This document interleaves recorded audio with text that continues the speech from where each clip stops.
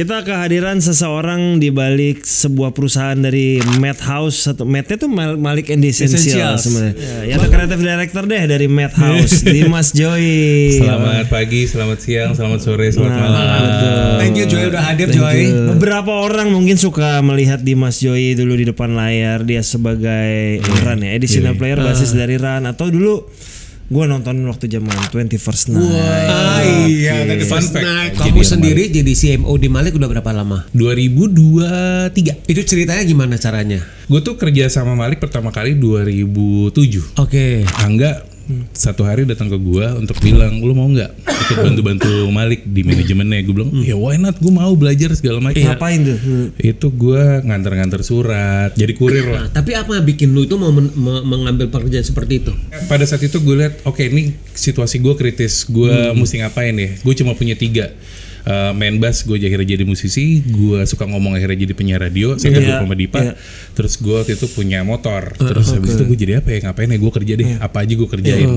Pas lagi Malik nawarin gue, bini gue sempat bilang waktu itu malam-malam, ternyata perjalanan kamu selama ini di run, di siaran, nganter ini segala macam dan lain-lain, ternyata kamu disiapin untuk hari ini ya.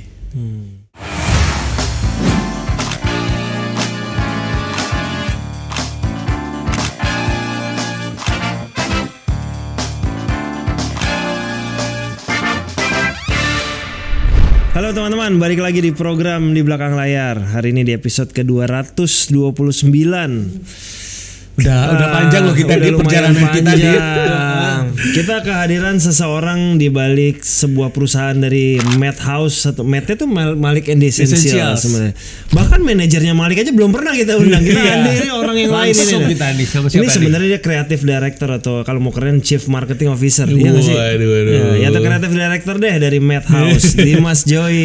Selamat pagi, selamat siang, selamat sore, selamat malam. Thank you Joy udah hadir Joy. Akhirnya gue diundang juga loh. Sini gue tiap kali lihat di Instagram kayak Apa gitu ya? yang membuat gue tidak bisa masuk ke sini ya. Karena apa lu ya? dulu lama di depan layar, Oh, iya. ya kan? Nah, sekarang kan di belakang layar. Mungkin beberapa orang mungkin suka melihat Dimas Joy dulu di depan layar. Dia sebagai nyebutnya apa? Additional player ya, zaman Ran ya. Additional player basis dari Ran. Atau dulu gue nonton waktu zaman 21st Night. Iya, Fun First fact. Night. Iya. Bass pertama gue, lo tau nggak dari mana? Dari beliau. Sumpah demi Allah. bisa? Jadi waktu Ada ceritanya tuh, Dik. 2006. Iya. Bass pertama di 21st Night. Iya, jadi gue dulu punya bass tapi bassnya tuh nggak proper lah.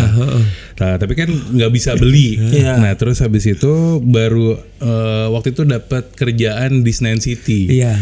Yang di tengah kolam manggung 21st Night. Waktu itu manajer gue Eko. Iya. Karena Eko Iya. masih megang. Iya. Eko Sebelum masih megang- Malik. Sebelum Malik.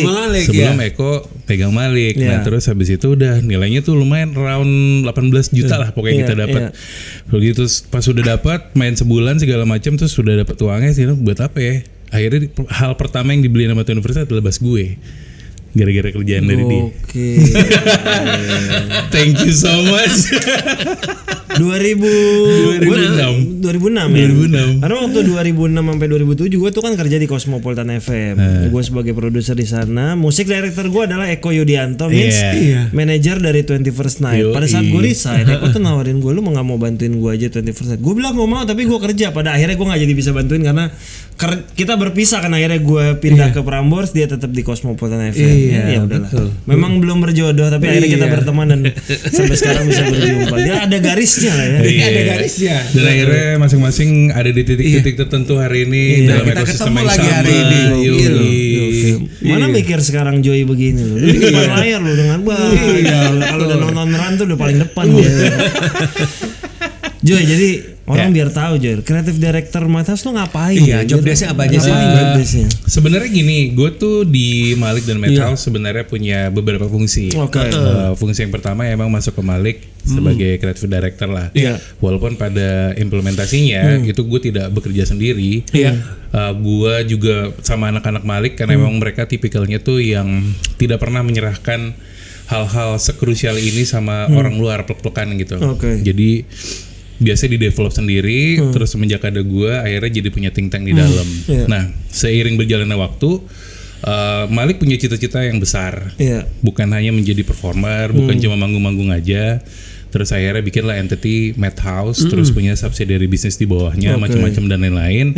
Nah, gue juga punya fungsi di situ sebagai chief marketing officer. Iya, kurang lebih gitu. Jadi apa yang dilakukan sama Malik dan juga utilisasi Malik menuju ke depannya, ya kurang lebih kepusingan gue. Itulah sekarang business development lah, mirip lah. Jadi termasuk areanya lebih ke situ. Additional value di luar manggung apa sih yang bisa dimaksimalkan gitu lah ya. Betul. Apa aja Joy sejauh ini? Sejauh ini kalau di bawah Madhouse, of course Malik and Essential sebagai porto musiknya. Terus habis itu ada media itu Pop Hari Ini. Terus ada retail tuh udah beranak pinak merchandise segala macam. Terakhir tuh ada perfume Untitled Humans. Terus habis itu juga ternyata itu juga ceritanya lucu banget. Berawal dari sebuah keisengan. Terus kita lihat pas lagi utilisasi Malik apa segala macam, ternyata gara-gara sebuah foto gue cuma bilang kayaknya kalau udah ganteng-ganteng gini nggak mungkin bau ketek deh gitu. Terus akhirnya kita coba utilize brandnya menjadi sebuah perfume, ternyata penjualannya bagus banget sampai hari ini. Masih kita kembangin. Terus juga ada creative agency, terus ada PH. Ada PH juga. Ada. Kalau creative agency not just buat Malik, berarti bisa buat klien. Iya, justru pada prakteknya kita mengerjakan produk-produk rumah dan IP-IP-nya, tapi beberapa persen tuh komposisinya kita juga punya klien di luar. Gitu. Satu lagi PH. Kalau PH tujuannya sebenarnya bukan PH, tapi lebih ke promotor. Promotor tuh namanya Jak. Kalau yang tadi Pop Hari Ini ada creative agency yang namanya Create, terus retail ada Untitled Humans, ada beberapa yang kita kembangin, ada Little Essentials buat anak kecil gitu-gitu. Terus kalau si promotornya namanya Jak, itu barengan sama Sarah Desita. That's why kemarin waktu Malik tour namanya promotor by Jak ya. Yoi, gitu. Tapi Jak ini promotorin di luar Malik nggak? Atau Malik aja? Atau so far baru Malik aja secara portonya. Tapi ada kemarin ada beberapa kita ngerjain FIBA, terus habis itu terlibat untuk ngerjain kreatif konser-konser, kita juga ikutan. Gitu. Jadi gue mau nanya keterlibatan anggota Malik itu terhadap entitas itu seberapa besar mereka? Paling besar kalau gue harus menunjuk satu nama yang gede banget adalah Widi. Karena Widi dari dulu kayaknya kalau bisnis dia memang karena intuisinya dia tuh selalu kesana gitu. Gue selalu pengen pengen mengembangkan lagi dan lagi gitu. Terus habis itu kalau yang lain-lainnya mungkin keterlibatannya tidak di semua, tapi di beberapa subsidiary bisnis mereka aktif, kayak di retail mereka ikutan, kayak di kreatif mungkin ada 1-2 yang ikutan gitu. Tapi nggak di semuanya lah ya. Tapi nggak di semuanya, based on interestnya mereka juga, dan kita tidak mewajibkan mereka karena lucunya adalah kayak punya boundaries yang jelas juga antara Malik sebagai personel sama Malik sebagai entitas. Ketika dia personel, ya berarti kan sebagai entitas berarti pengembangannya ada di kita. Tapi sebagai personel kan sebenarnya sebagai manusianya dia kan adalah shareholder. Jadi kita harus tahu kapan di posisi ini Malik diposisikan sebagai apa, kapan jadi shareholder, kapan jadi pemain. Kamu sendiri jadi CMO di Malik udah berapa lama? 2023. Itu ceritanya gimana caranya? Dan arti kamu bisa direkrut dan kamu akhirnya say yes kayak gitu loh. Tapi itu panjang banget.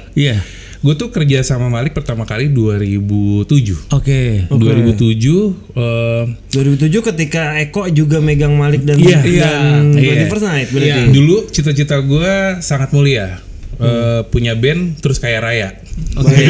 Itu luar biasa memang. Luar biasa mulia dan luar biasa nggak tahu gimana ya.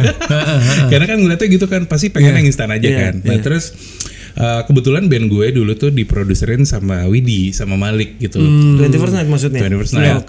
Labelnya organik. Terus pokoknya Widi sebagai album produser. Pertama ya? Album pertama. Semua album, 2 album tuh sama mereka semua. Sama Widi. Jadi pas karena cita-cita gue mulia, terus ternyata di pertengahan jalan nyokap gue meninggal duluan. Jadi gue udah yatim piatu. Terus gue kayak oh shit, cita-cita gue terlalu mulia nih gitu, karena nggak napak, nggak realistis gitu. Yaudah oke, ngapain lagi gimana segala macam.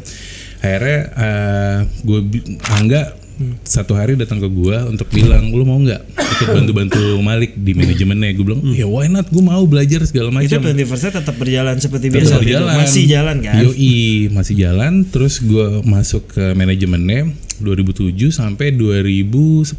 Ngapain tuh? Itu gue nganter-nganter surat. Terus dulu kan belum ada Gojek ya. Jadi kalau lo tanda tangan apa segala macam dokumen tuh gue pasti yang nganterin. Jadi kurir lah. Jadi bukan yang bahkan lu roadman atau bukan kru juga ya? Itu adalah setelah lu menjadi frontman, lu main kan, habis itu iya dong.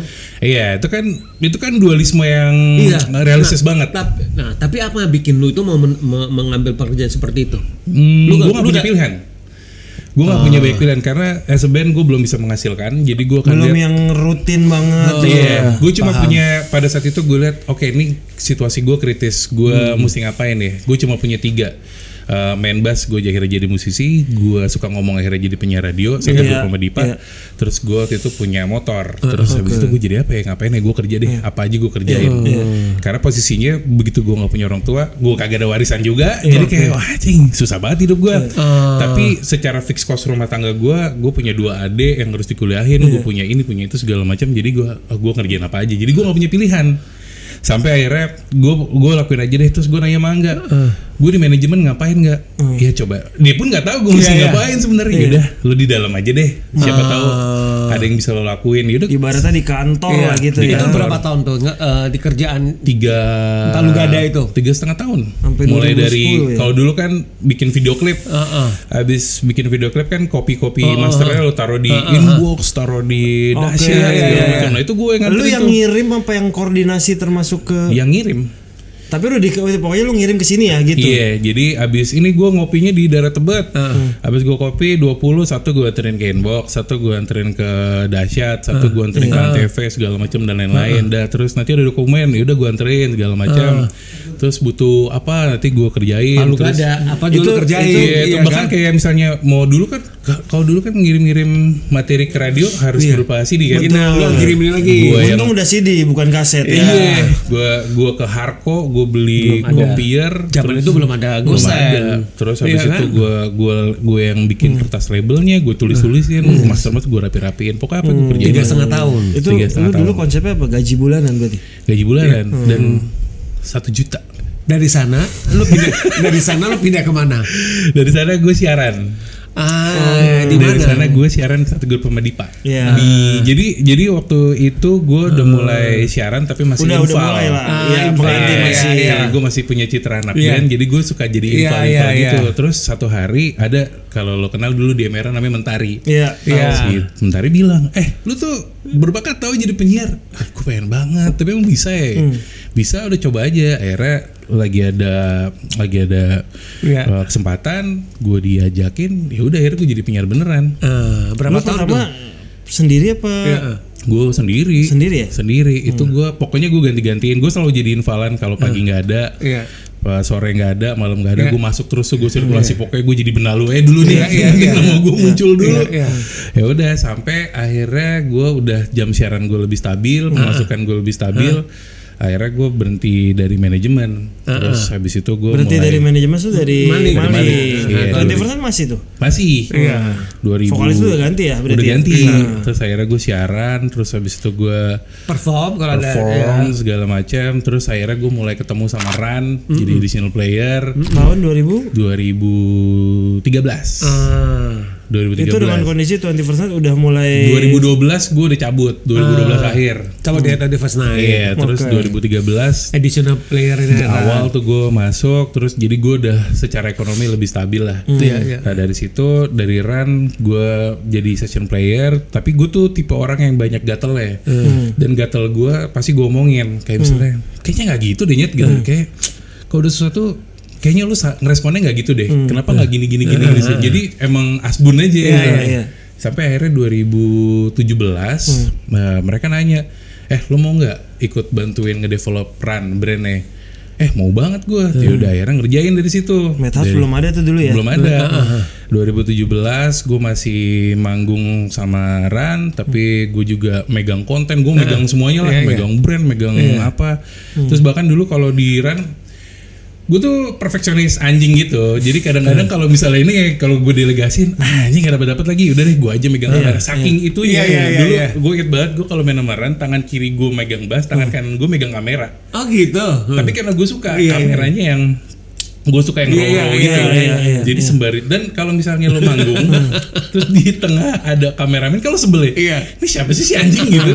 Dia gak ada kepentingannya di atas. Terus kan lo aneh bukan gitu. Tim lu lagi ya.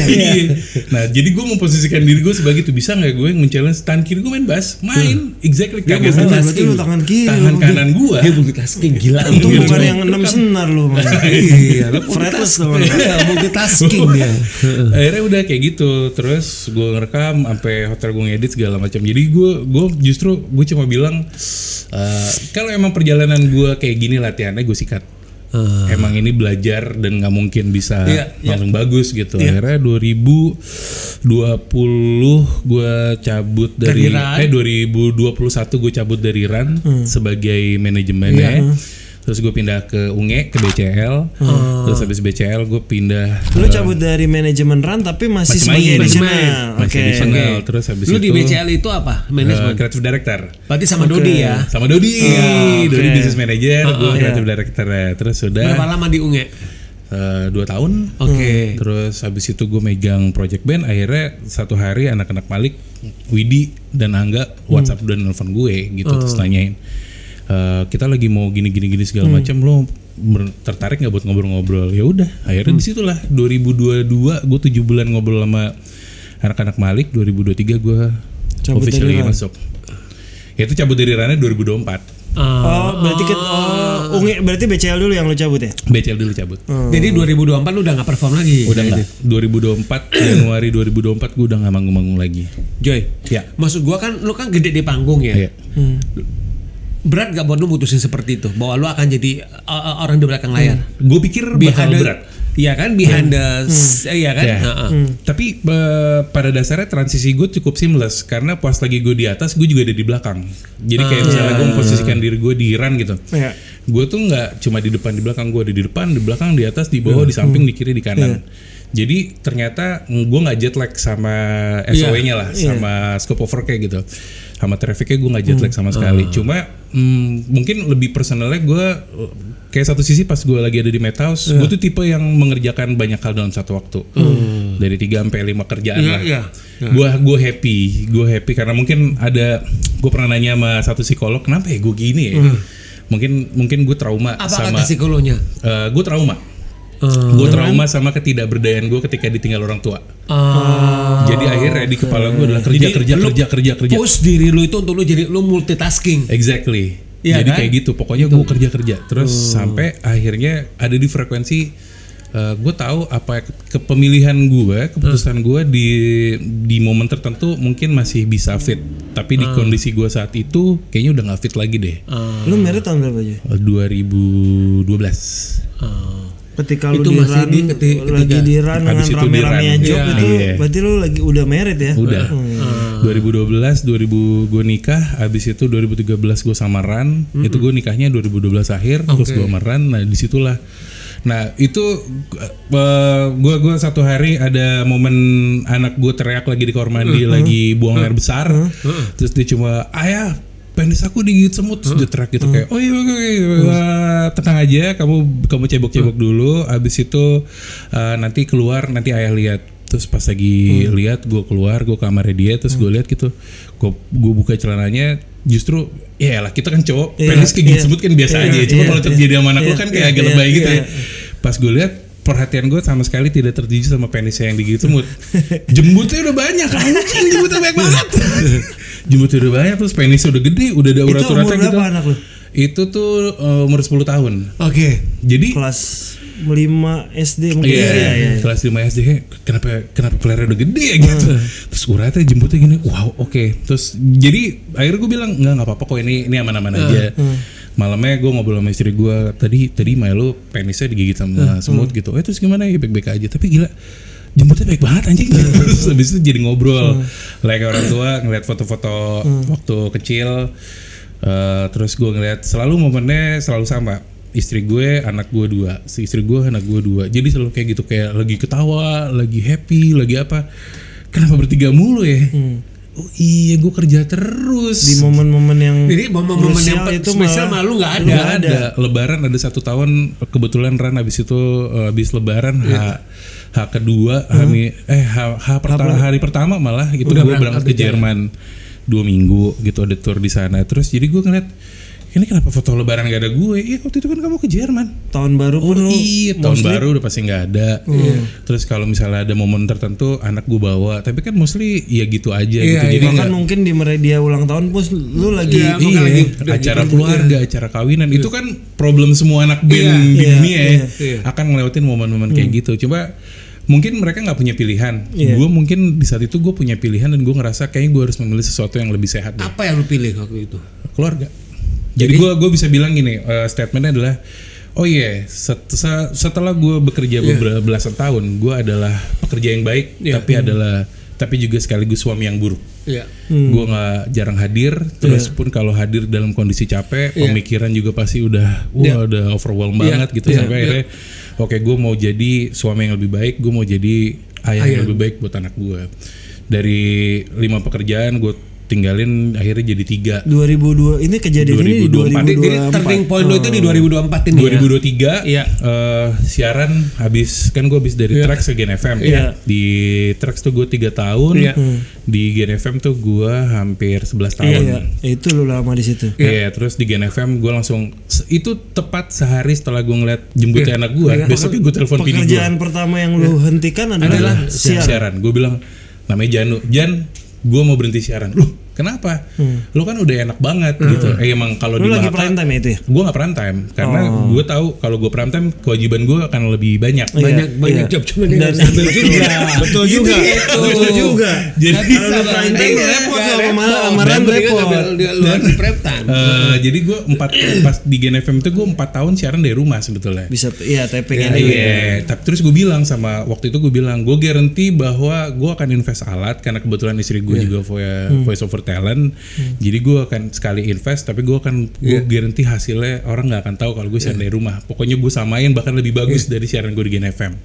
Terjadi tuh, tapi 4 tahun kayak aduh capek kayak gini-gini ya segala macam. Gue jadi banyak yang mesti dilakukan. Akhirnya tuh siaran besoknya gue bilang, Jan gue mau cabut siaran. Lo kenapa gini-gini? Ya udah akhirnya gue nggak sama. Gue megang Ran sama akhirnya sama Madhouse sama Malik. Oh jadi sempat yang Ran sama Madhouse sempat masih 2023 gue masih sempat bareng. Tapi ada panggung-panggung kayak misalnya Ran manggung di mana gue nggak bisa karena waktu itu konser Malik, gue di mana segala macam. Jadi terus gue tipe yang gue tahu gue ambi, gue asshole, gue tahu gitu. Tapi semoga intention gue benar. Terus habis itu pas lagi di Malik di Madhouse mulai membangun ini dan itu kan. Jadi pas lagi ngebangun gue tahu anjing ternyata mimpinya anak-anak Malik, mimpi gue, mimpi kita semua tuh ternyata besar dan butuh effort besar. Oke, gue mau put investment gue secara waktu, tenaga dan biaya, gue mau ke situ. Nah, berarti gue Senin sampai Jumat itu habis di situ. Terus Jumat sampai Minggu gue habis di Run. Jadi akhirnya 2 pekerjaan yang tadinya gue pikir akan lebih simpel dan punya waktu lebih banyak, ternyata nggak fit juga. Anjing nggak bisa lagi karena gue harus milih salah satu. Harus nunggu anak lu teriak lagi. Ntar digigit apa buaya gitu. Lagi toilet gigit biawak gitu. Lu serem banget. Terus ya udah akhirnya gue memilih gue menanyakan banyak hal sama istri gue gitu, menurut lo apa ya, menurut kamu aku pilih mana ya gitu. Terus dibalikin lagi ke gue, selalu gue balikin gue ke psikolog segala macam. Gue punya ini nih karena gue suka manggung, gue suka ya lo tau lah kalau ngeliat gue manggung gue energik sekali, suka banget dari situ gitu. Terus gue tapi kalau ngelihat dari gue suka juga pertumbuhan, gue suka growth mindset gitu, gue suka sesuatu yang akhirnya tidak di situ-situ aja. Dan gue ngerasa challenge itu jawabannya ada di Madhouse karena ketika di Run gue kan nggak mungkin Run jadi 4 personil gitu, nggak mungkin. Terus juga gue nggak punya intention ngapain gue jadi personil keempatnya gitu. Terus gue melihat apa yang coba kita lagi rancang, kita bangun selama at least minimal 5 tahun ke depan kayaknya bakal seru banget. Terus kita ngebayangin sampai 20-30 tahun lagi, wah anjing, kayak gue malik deh. Akhirnya udah.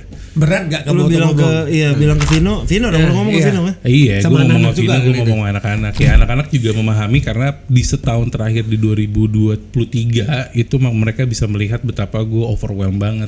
Strugglingnya berasa gila. Dan gitu. Banyak diganti juga pasti ya lu. Iya. Aduh gue nggak bisa nih karena gini, karena gitu dan lain-lain. Terus jadi kayak banyak dinamika lah. Jadi akhirnya kayaknya gue nggak bisa semuanya deh. Kayaknya gue memang harus pilih satu. Harus milih. Akhirnya gue pilih Malik. Ada ini nggak sih kalau di anak band tuh ada one man notice nggak sih? Kagak anjing. Besok itu gantinya. Gue pikir kayak pasti anak-anak kan melo nih kata gue. Enggak. Langsung ada gantian. Pas goson. Panggung terakhir apa aja ingat nggak? Tahun baru. Oh itu panggung terakhir lu? Panggung terakhir tuh 2023 ke 2024. Di mana tuh, Jan? Di ini Ion Mall BSD. Tanggal 1 terus gue ngobrol karena mereka pada mau liburan jadi kita Oh berarti ketika lu tahun baru belum ngomong? Belum. Tanggal 1-nya. Jadi abis selesai manggung baru lu ngomong. Wah emang nyebelin sih lu, Jan. Iya. Kalau tahu cerita lo mau cerita yang sesungguhnya gak? Jadi lo tahu siapa yang nyebelin? Enggak. Nanti abis ini ya. Akhirnya gitu lah. Oh, berarti apa rasanya di lagu terakhir? Iya. Enggak lagi. Karena kan lu nggak belum tentu mungkin di kepala lu belum tentu itu jadi bisa aja dia minta tolong ke lu mungkin kan. Boleh nggak belum final decision. Iya, boleh nggak tanggal 7 nanti job terakhir lah gitu. Iya tapi kayaknya udah bulat loh. Kayaknya udah deh. Kayak gue udah berbulan-bulan mikirin itu. Gue ngobrol sama istri gue tiap malam. Dia adalah sparring partner yang baik banget dalam berpikir gitu. Gue udah bulat sama keputusan gue. Jadi apapun yang terjadi kita pilih ini ya. Jadi kita ngomongin soal present moment ya. Bahwa sekarang setelah lu mutusin, ya kan lu fokus di Madhouse ya kan. Apa yang lu rasakan? Maksudnya hubungan lu sama istri lu, hubungan lu sama anak-anak lu gitu gimana? That's a good question. Apa? Gue jadi ngerasa lebih hidup sama keluarga gue.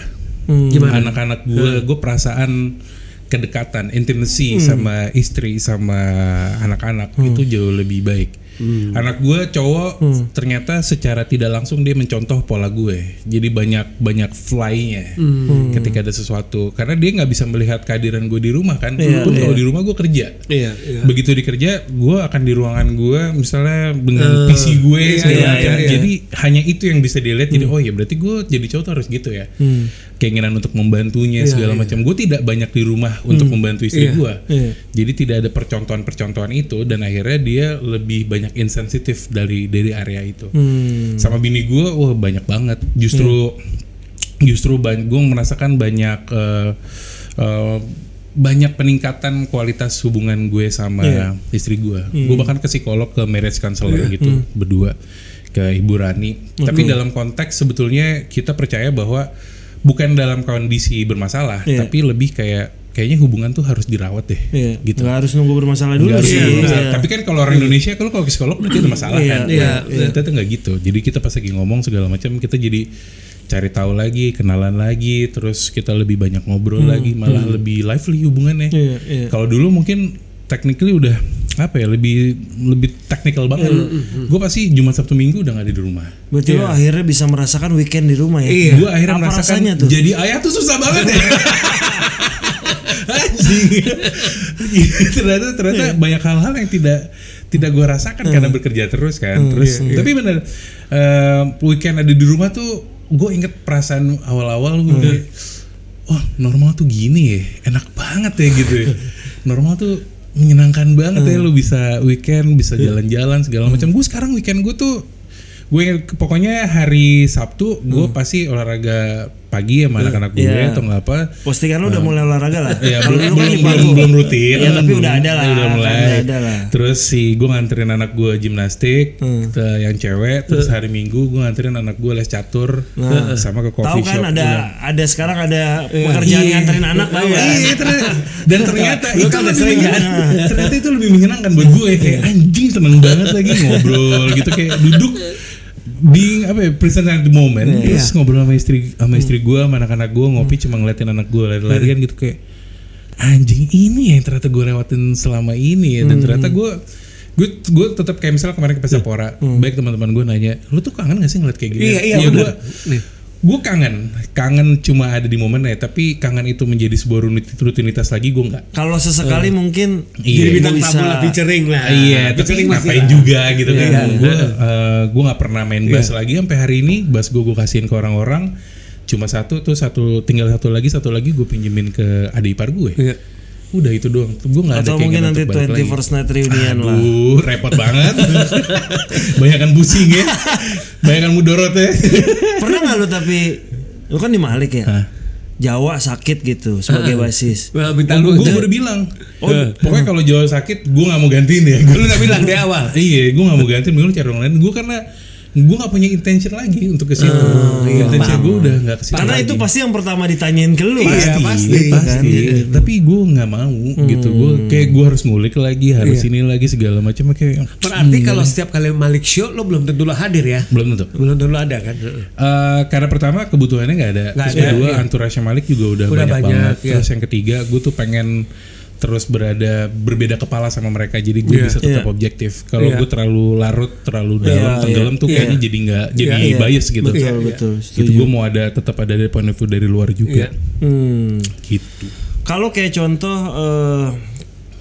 lu kan berarti sebenarnya beradanya di luar Malik ya. Sebenarnya bukan di dalam band, ibaratnya nggak urusan bikin lagu, nggak ada urusan dia manggung. Kayak contoh kemarin dia ngisi soundtrack Jumbo gitu, tuh di lu atau di?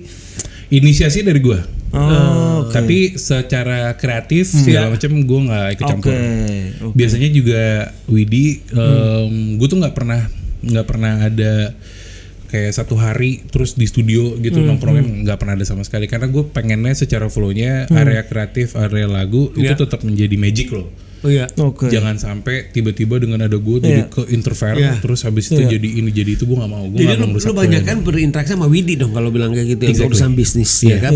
Bisnis, atau mungkin kalau di ini kali ya di kreatifnya video klip gitu lu ngasih masukan mungkin masih bisa dong ya kan. Bagian itu masih dari segi marketing, kayak strategi sama label, bisnis, partnership tuh gue masih. Justru area itu yang gue happy banget.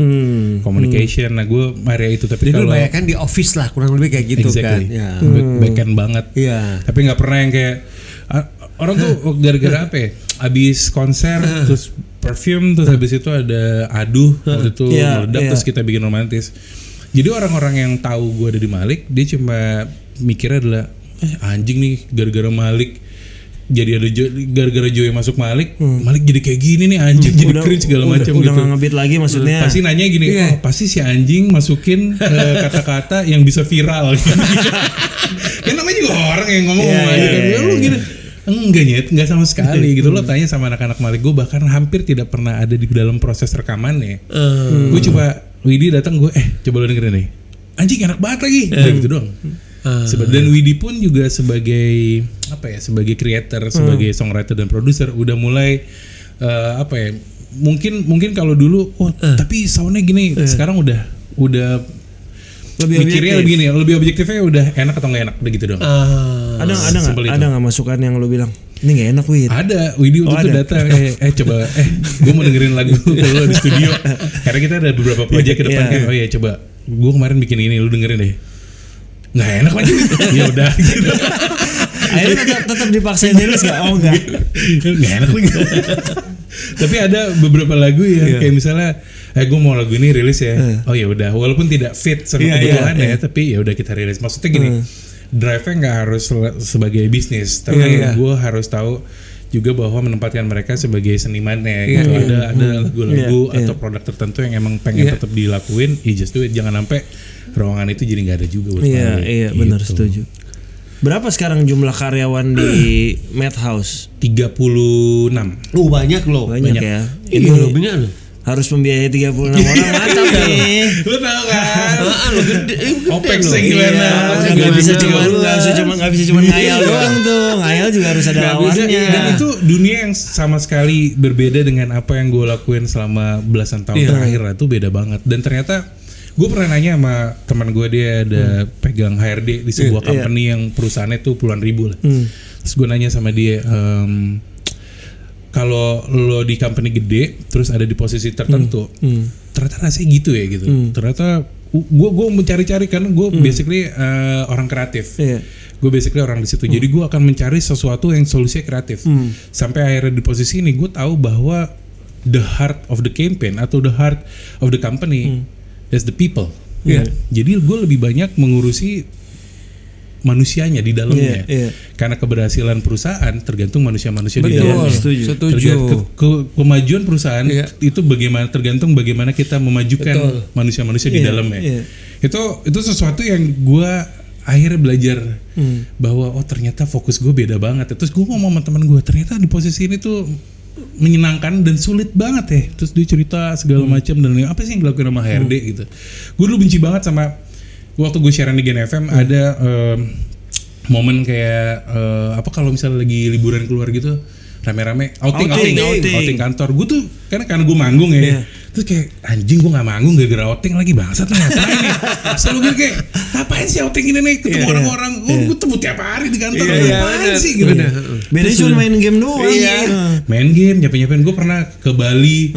Ke Bali bersih-bersihin sampah gini. Ngapain sih anjing gitu terus udah. Tapi hari ini gue akhirnya bisa mengerti dan memahami. Oh, kenapa outing penting ya gitu. Bagaimana team building kayak fuck apaan sih ini team building anjing gitu.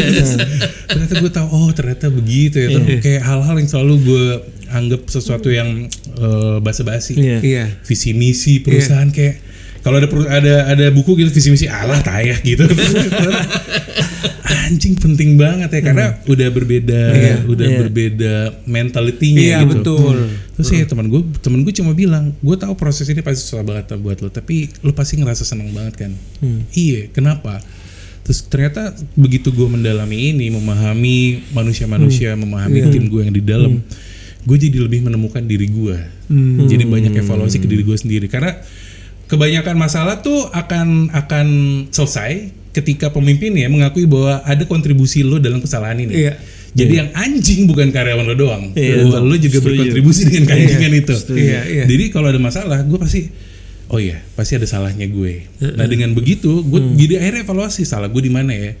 Kalau misalnya gue perfeksionis. Jadi kayak misalnya kalau dulu kebetulan gue bisa ngedit, kebetulan gue bisa ngedesain, kebetulan gue bisa motion, gue bisa hal-hal kayak gitulah. Gue bisa posting, gue bisa copywriting. Nah, terus kalau misalnya gue bilang sama tim gue gitu, tolong bikinin ini. Terus gimana? Ya pokoknya gini gitu. Terus balik ke gue hasilnya, gini doang, nggak bisa lagi gitu. Terus di shaping lagi kan, enggak, nih gini. Oke. Balik ketiga, enggak bagus juga, pasti gue kerjain sendiri. Gitu. Nah ketika gue kerja sendiri berarti kan ada proses yang gue bypass dari tim gue.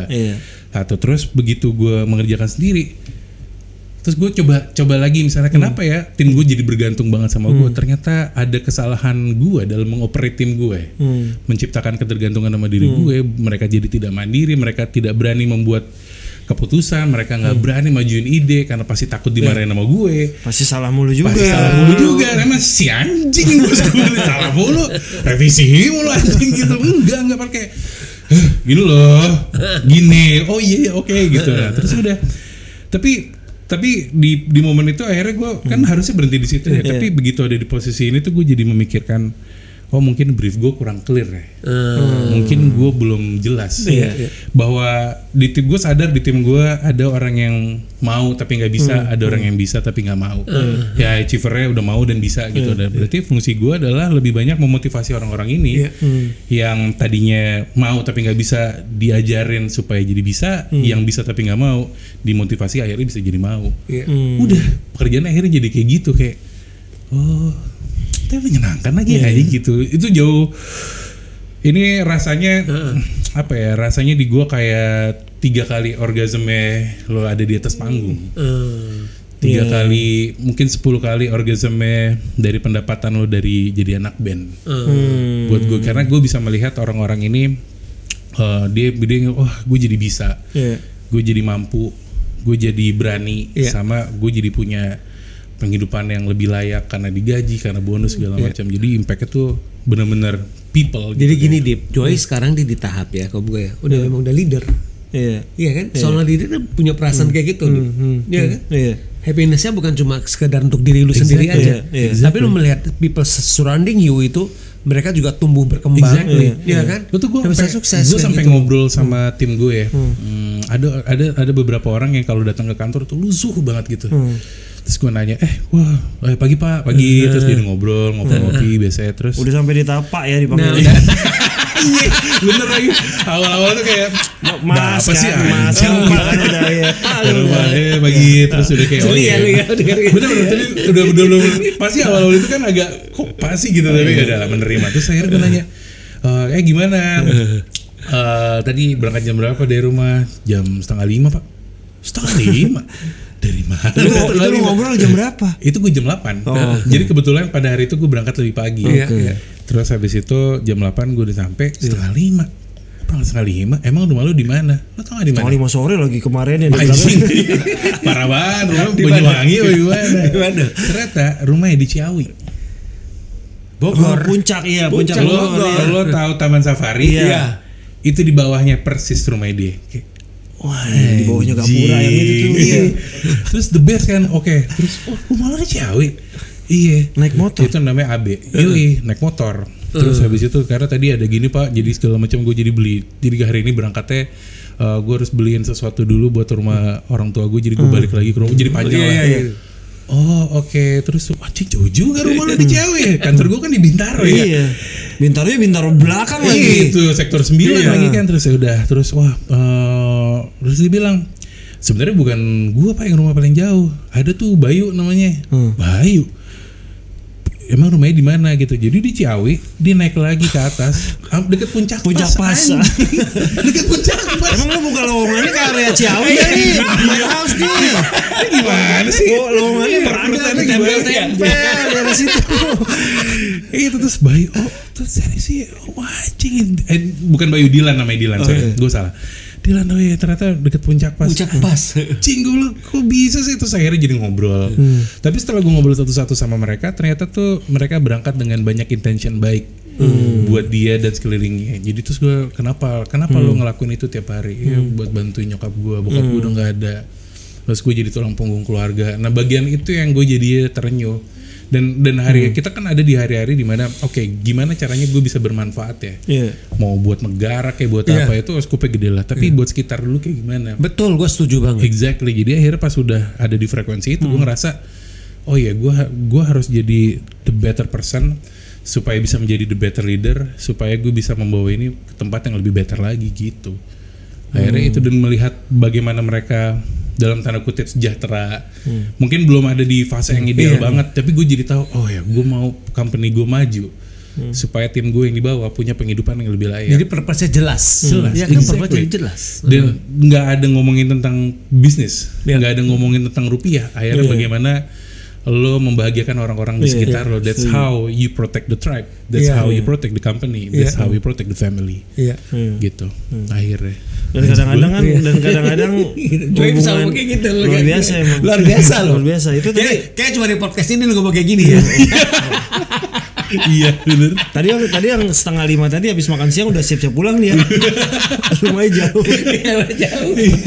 Gue sampai jadi gara-gara itu gue jadi banyak membenahi diri gue lah. Untuk gue bisa jadi better leader, apa yang harus gue lakukan? Jadi betul. Banyak question itu dalam diri gue. Sampai menemukan ada Simon Sinek pernah ngasih sebuah analogi yang bagus banget bahwa dari 50.000 tahun yang lalu sebenarnya dunia ini isinya danger. Terus habis itu orang waktu itu menjadi makhluk individu yang dia harus bertahan hidup dari serangan dinosaurus kayak dari cuaca segala macam ekstrim dan lain-lain. Sampai akhirnya mereka tahu bahwa gue tidak bisa sendiri. Gue harus beramai-ramai, gue harus punya kehidupan tim sosial lah gitu. Begitu itu dia akan membentuk akhirnya berkelompok dengan beberapa orang akhirnya untuk melindungi keluarganya dari danger tadi. Nah sebenarnya gue akhirnya melihat anjing ini analogi company yang bagus banget. Kalau dulu dangernya adalah dinosaurus, cuaca ekstrim dan lain-lain gitu. Sekarang dangernya adalah mungkin nggak bisa sekolah, mungkin nggak bisa makan, nggak bisa ngasih orang tua, mungkin listrik lo tokennya bunyi segala macam. Jadi gimana caranya, apa yang gue lakukan di company, kontribusi apapun sekecil apapun untuk bisa membangun dan membawa company lebih maju adalah melindungi mereka dari danger tadi. That's the purpose. That's how I protect the tribe. Gitu. Luar biasa lo Joy. Luar biasa dari seorang. Lu udah ngerasain ini Joy, tapi kan lu berarti sekarang udah tahun ke berapa, 2 ya? Tahun ketiga. Ya. Udah sempat ngerasain ada yang Pak Dimas sama Pak Joy sih, lu Pak Joy kan, Pak saya mau resign Pak Joy. Udah sempat ngerasain. Udah sempat ngerasain. Ada terakhir ada satu tim gua yang gue cukup sayang gitu tuh, karena kerjaannya bagus, terus dia mampulah menahan kanjingan gue gitu. Terus akhirnya dia kemarin bilang, Pak gue kayaknya gue mau cabut. Wah kenapa? Apa yang salah dari gue? Apa yang terjadi dalam hidup lo? Enggak, gue mau kuliah lagi di Australia. Pergi lo. Maju lo. Lo keterlaluan kalau masih di sini. Pergi lo. Padahal gue kayak anjing gue nyari orang lagi. Terus habis itu gue kok bisa ya, karena nyokapnya udah meninggal, terus akhirnya kakaknya udah sana duluan, terus bokapnya akhirnya kesana, terus dia akhirnya punya kesempatan untuk melanjutin kuliahnya lagi di Australia. Terus pertanyaan gue yang paling ini, kapan? Bulan Juli tahun depan. Oh ya, thank you banget udah nginfoin gue dari hari ini ya. Paling lu kapan berangkatnya? Bulan April gue berangkat. Oh iya, berarti gue PR lo adalah Januari kita coba cari rekrutmen lagi yang akan menggantikan tim lo. Gimana caranya dari Januari sampai April nih orang udah jago biar gue gak repot. Gue bilang gitu, Pak, gue ngejar lo aja 2 tahun gak kena-kena. Ya itu masa lalu. Tapi cari ya, dia baru mau tahun depan dan Juli dia udah persiapan itu karyawan yang baik iya kan, itu kayak goodwill bosnya dia gitu. Gak ada hubungannya sama gua. Kalau dia ngomong ke lu pas saya mau resign kapan? Besok. Paling kalau lu anjing lo. Saya nggak suka sama bapak. Itu baru hati-hati. Dan itu juga sebenarnya kayak di posisi yang sekarang tuh, gua akhirnya waktu itu pernah nemu kalimat bahwa lo belum berhasil menjadi atasan ketika lo belum dibenci sama tim lo. Jadi kalau ada tim lo yang mulai benci lo, bos anjing gitu, kayak selamat lo udah menjadi atasan. Lo tidak bisa menghindari itu. Tapi caranya bukan dihindari, tapi bagaimana lo menjadi atasan yang lebih baik, menjadi leader yang lebih baik ya. Betul. Ternyata gameplay kayak gitu sama sekali pas gue sama anak-anak Malik pun melakukan kayak gitu. Dari dulu dari mereka awal, dari mereka ngerekrut gue juga gue yakin mereka nggak tahu. Si anjing ini kita suruh apa ya, nggak tahu lagi, taruh aja lah di kantor gitu, nyelamatin aja, bantuin dia aja. Tapi gue jadi banyak belajar dari Malik gitu. Gue banyak belajar banyak framework yang mungkin secara sadar atau nggak sadar dia lakuin, tapi akhirnya gue coba implement sampai hari ini. Bahkan dulu gue saking gabut ya, saking nggak enak ya, Widi tuh waktu zaman studio di Pancoran, dia tipe orang yang selalu ngedrill dirinya di studio rekaman tuh pasti lama banget. Terus waktu itu inget gue jam 3:30 pagi. Jadi anak-anak Malik udah pada balik, tinggal Widi sama gue. Lo habis ngirim surat itu bukan? Yoi bener. Gue habis nganter video klip. Terus gue udah gak tau mau ngapain lagi, tapi gue malas pulang ke rumah. Jadi gue di belakang nggak tahu, gue buka-buka, baca-baca segala macam. Terus 3:30 pagi Widi kelar rekaman, dia lagi mau beres-beres. Terus habis itu gue keluar. Masih di sini loh, masih ada yang kerjain di belakang gitu, di kantor gitu. Oh, padahal mah kagak ada juga, malas pulang aja sebenarnya kan. Terus ya udah, lo bis beres rekaman, iya nih, yaudah deh, gue bantuin gitu. Jadi gue bantuin dia gulung-gulung kabel. Terus, wait kalau mic yang ini taruh mana? Taruh di situ, itu kotaknya yang ini segala macam. Terus, akhirnya dia bilang, gue bilang sama dia, dan gue pernah cerita sama dia, dan gue bilang, lo pasti lupa momen ini, tapi momen ini berharga dan selalu gue pegang sampai hari ini. Dia cuma bilang gini, wah thank you banget ya udah bantuin gue beres-beres studio. Sama-sama Wit, yang penting gue bisa bantuin lah. Terus lo tau gak, semua engineer terbaik di dunia itu memulai karirnya dari gulung kabel. Terus kayak pada hari itu kayak anjing, yang dulu kan tadi gulung kabel kan jadi kewajiban bantuin bos gitu ya. Oke, gue jadi punya purpose lagi, gulungnya lagi lebih rapi, naruh mic lebih rapi segala macam. Karena itu cara lo ngedrill diri lo kan. Jadi akhirnya itu yang gue pegang sampai hari ini gitu kayak. Oh iya, terus pas lagi Malik nawarin gue, bini gue sempat bilang waktu itu malam-malam, ternyata perjalanan kamu selama ini di run, di siaran, nganter ini segala macam dan lain-lain, ternyata kamu disiapin untuk hari ini ya. Itu aku baru mau ngomong. Itu lucu juga ya gitu. Iya, gue dapet bass pertama kali dari lo, exactly. Dapat bass itu dari lo. Terus gue nggak pernah tahu kejadiannya sampai hari ini. Akhirnya gue punya satu mungkin apa ya, bukan authority untuk bisa membuat policy untuk bikin ini dan itu, untuk melakukan ini dan itu, dan menentukan karir Malik ke depan. Gue kayak anjing, ternyata aneh banget sih hidup ini, tapi menyenangkan lagi gitu. Iya benar. Iya, dan sampai anak-anak Malik mau dan bisa percaya sama gue gitu. Ada teman gue Rico Moka bilang, gila loh, apa yang lo lakuin di Malik gila. Oh ya, terus gue thank you ya, terima kasih banyak, gue really appreciate lo ngomong kayak gitu sama gue ya. Oke lah, prestasinya gue bisa bilang gila, tapi yang paling gila adalah dimana anak-anak Malik mau percaya sama lo. Oke, terus gue bisa bilang bahwa gue nggak dapetin itu dengan gitu aja, but I earn it. Gue kerja keras untuk bisa sampai situ, dan akhirnya mereka bisa melihat kayaknya gue bisa deh partneran sama orang ini. Betul. Gitu. Akhirnya menyenangkan sih. Jadi teman-teman di ruangan ini nih, contohnya kalau lagi gulung kabel coba diingat-ingat. Kalau lagi gulung kabel, ingat. Ngantar surat juga, ingat pokoknya. Itu adalah awal. Ingat pokoknya seingat pokoknya kalau lu lagi gulung kabel, ingat Joy. Ngantar surat, ingat Joy. Gitu. Semoga ditonton oleh orang-orang yang biasa ngantar surat. Lu tapi waktu kecil cita-cita lu apa, Joy? Gua jadi ilmuwan. Ilmuwan apa? Namanya anak kecil nggak jelas kan. Gue nyeblak aja gara-gara gue tahu kenapa gue jadi penilmuwan, karena gue sayang banget sama nyokap gue. Terus gue pengen menciptakan mesin waktu dan keabadian supaya gue bisa menyokap gue selamanya. Itu motivasi gue pertama jadi ilmuwan. Sampai akhirnya udah masuk SMA nggak pengen jadi ilmuwan lagi. Lu akhirnya kuliah apa? Gue kuliah nggak ada yang beres. Gue ngambil hukum nggak beres, ngambil web design nggak beres, ngambil bisnis nggak beres, ngambil ekonomi nggak beres, ngambil ada satu lagi gue lupa tapi nggak beres juga. Berarti lo total berapa tahun lo habisin buat aja tadi? Hukum, web design, hukum Atma ya benar. Web design dulu. Web design tuh ada company udah nggak ada sekarang, dulu di Kemayoran. Terus habis itu hukum di Atma.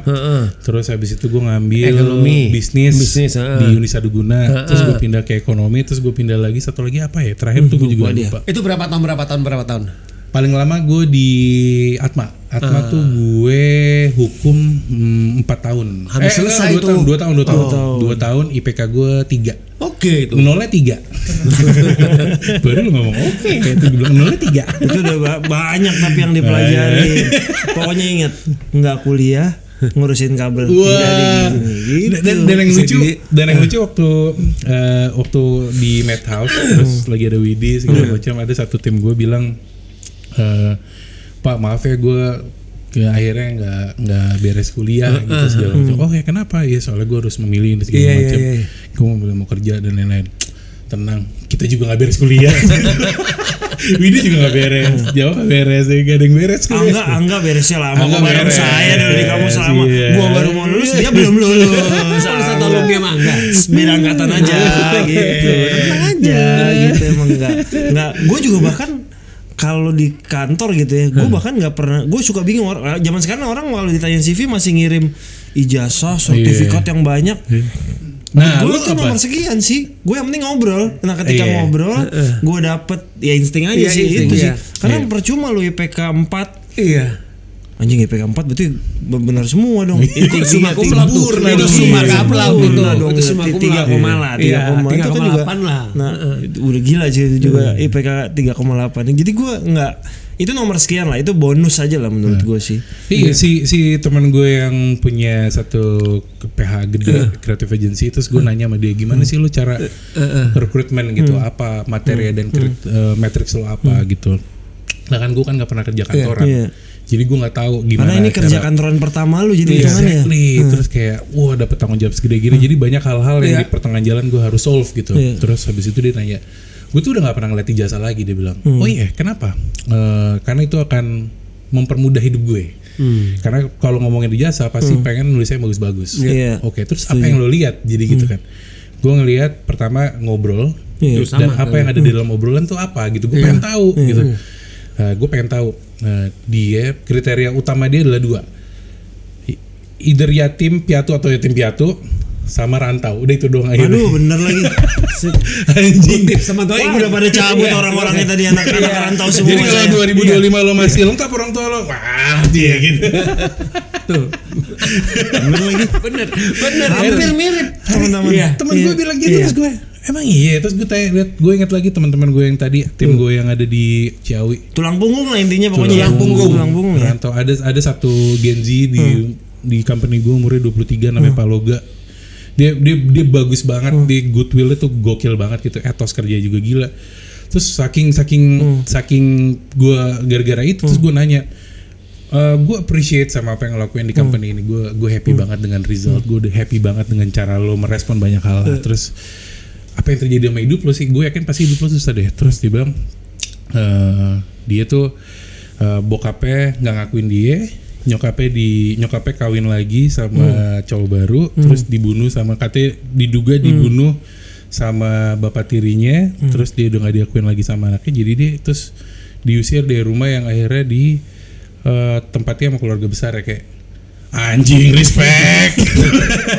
Pantesan bagus banget kerja lo, iya gitu kayak, wih ternyata itu. Iya. Gue juga kalau ngobrol biasanya, gue nggak tahu kalau lu maksud gue obrolan mengenai keluarga tuh menurut gue penting. Iya betul. Iya. Drive lagi kita kan udah tahu apa sih intention lo, apa sih drive lo. Lu pengen kerja tuh karena apa sih gitu. Iya, benar. Gitu dan itu beda banget ya. Atau yatim piatu kayak. Terus temen gue cuma nanya, lo emang lo apa? Wih, gue yatim piatu gitu. Iya bener. Iya oke sip gitu. Aneh banget tuh. Dari perjalanan lu ini Joy, tapi masih apa yang lu kejar Joy? Lu pengen ngapain sih Joy gitu? Ada yang gua siapa tahu atau tetap pengen jadi ilmuwan someday? Gua kan nggak kuat kepala gue. gue pengen jadi ayah dan suami yang lebih baik. Gue of course itu. Terus gue pengen menjadi leader yang lebih baik. Terus gue pengen membawa, karena gue tahu cita-citanya Malik, gue tahu persis cita-citanya Meta seperti apa. Jadi gue mau menjadi jadi seseorang yang bisa nama gue bisa tercetak dalam sejarah bahwa gue juga yang mengantarkan Malik sampai ke cita-cita itu terjadi. Gimana ya, simple as that. Luar biasa. Simple tapi mulia tuh. Dan clear, jelas. Nggak ngawang-ngawang. Lu kan udah ninggalin bass lu ya. Misalnya ada permintaan satu nih misalnya, mau nggak lu main bass buat sebuah band entah luar atau Indonesia? Band siapa yang lu pilih? Gue pernah bilang sama, pokoknya kalau gue mau main bass lagi, gue cuma main sama yang rock, kayak misalnya kayak Fish, kayak dia, gue suka energinya. Kalau yang nggak ngerok, gue cuma main sama Sal Priadi. Gue pernah bilang sama Sal, pokoknya gue mau main bass sama lo doang. Gue kalau bukan lo yang nawarin, gue nggak mau. Oke, sampai ini gue nggak dipanggil. Emang anjing. Mau additionalnya mau kita bikin sakit perut atau ya biar kita racunin aja. Tapi gue pengen main bass tapi gue nggak pengen jadi rutinitas lagi. Boleh nggak gue main bass cuma seminggu sekali gitu? Tapi kayak anjing juga lo udah di single player terus lo yang nentuin jam kerja lo. Itu hanya mungkin terjadi ketika menggantikan. Betul kan, menggantikan. Jo ini aduh mendadak banget nih, darurat banget. Dan gue yakin ketika itu terjadi gue rasanya tidak semenyenangkan dulu, kayak karena gue udah nggak punya ambisi lagi di atas panggung. Gue udah nggak punya ambisi itu lagi, pengen berkobar, pengen berapi kayak dulu lagi. Gue udah selesai. Anak lu ada yang ini ke musik ya? Oh, anak tadi kan lo les catur tuh yang satu tadi. Nah itu anak gue itu tuh super aneh. Tiba-tiba dia catur, terus tiba-tiba dia tuh suka banget sama hal-hal yang akademik. Terus misalnya kayak sekarang tuh Scrabble, game itu Scrabble gitu. Terus dia spelling bee. Dia adalah kemarin dia ikutan kompetisi di internasional. Terus habis itu dia adalah pokoknya pemain spelling bee, gue nggak tahu gimana, tapi top 15 world. Jadi dia adalah nomor 15 kayak, hah? Emang bener? Terus teman-temannya bilang, iya bener om gini-gini. Oh iya, nggak tahu. Tapi dia suka gitu. Terus gue ngeliat pas dia lagi main gitu kayak aneh banget. Terus jadi orang ngomong penok, terus dia terus gitu kayak.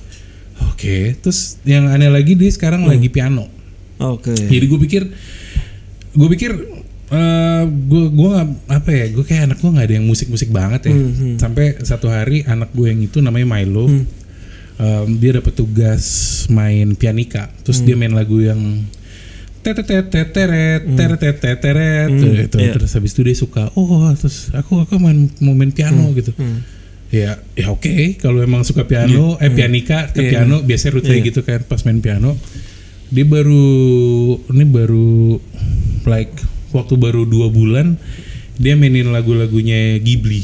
Terus dia mainin lagu-lagu yang dia sering dengar waktu makan sushi hero gitu, kayak dimainin gitu kayak hah? Terus dia sekarang pakai headphone tuh suka denger lagu-lagu klasik, lagu Bach, lagu-lagu klasik gitu. Terus kayak di gua keluarga bini gua ada yang main piano tapi tidak pernah menunjukkan kepianoannya. Di rumah gue nggak ada yang bisa main piano, nggak ada yang suka lagu klasik. Tapi ada piano di rumah. Akhirnya gue beli piano dan akhirnya beneran dia latihan. Terus kayak ini orang aneh banget sih, tiba-tiba ini bisa, ini jago. Aneh juga ini orangnya. Itu sih kayak bapaknya itu. Prodigi kali anak lu ya. Tapi bini gue bilang gitu, kayaknya dia tuh kalau mau satu dia fokus, dia kulik abis-abisan gitu. Kayak bini gue bilang hyper fixation. Kayaknya orangnya gitu dan dia kulik. Terus gue lihat akhirnya dia les piano kan. Ya karena gue gak bisa ngajarin gitu, jadi gimana ya dengan ketemu yang bisa gitu. Pas lagi ini dia bisa mainin lagu Ghibli kan, terus kayak gue penasaran deh, kan gue main musik juga ya, nggak mungkin lo les musik terus 2 bulan main lagu itu. Terus emang diajarin apa di sekolah, di tempat les dia masih fingering, masih solmisasi gitu-gitu kayak. Diajarin lagu Malik dia. Nggak suka deh, sukanya klasik, beneran. Kayak gitu-gitu kayak gue dengerin lagu klasiknya dia. Oke. Tapi sempat dia nonton lu main zaman lu ngebas sering. Dia sering ikut gue manggung dulu. Tapi ya gitu aja. Bukan yang jadi pengen jadi gitu, enggak sama sekali. Enggak juga sih, anak gue juga enggak tidak membuat mencontoh juga sih emang. Joy, thanks a lot sudah banyak berbagi di sini. Thank you banget, really kita mengetahui banyak sejarah dan yang jelas besok kalau gue ketemu anak lu, gue tahu sejarah anak lu. Terutama yang itu ya. Yang kegigit semut. Tapi itu trigger dia untuk dia jadi lo harus thanks sama semut yang gigit.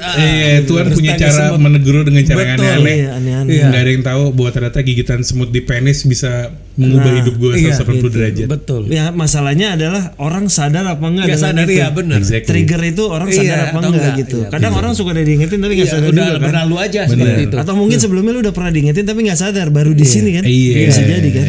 Emang harus terjadi hari itu, momen itu. Ya udah emang terjadi aja. Gitu. Kadang teman gue pernah bilang, sebenarnya bukan Tuhan tuh nggak mendengar doa lo. Sebenarnya dia ngasih jawaban ke lo. Cuma berupa remah-remah. Kadang kitanya aja yang nggak peka. Betul. Petunjuknya ada di mana-mana. Kitanya aja yang kurang sensitif. Betul. Bener juga si anjing gitu. Iya benar, setuju. Baiklah, thanks a lot sekali lagi. Salam buat Milo, salam buat anak dan istri lu. Terima kasih banyak. Terima kasih banget. Sehat-sehat, semoga lancar di Madhouse-nya. Amin. Sukses dan lancar juga di pekerjaan lainnya nanti. Kalau nambah-nambah mungkin nggak tahu kan ya. Semoga kita bisa berkolaborasi. Amin. Terima kasih banyak. Thank you so much. Teman-teman yang udah nonton episode ke 220 berapa sih ini? 229 ya. Terima kasih seluruh kru yang bertugas. Kita ketemu lagi di episode 230. 230. Dimain 90 aja gue. Thank you teman-teman. Thank you Joy. Sama-sama.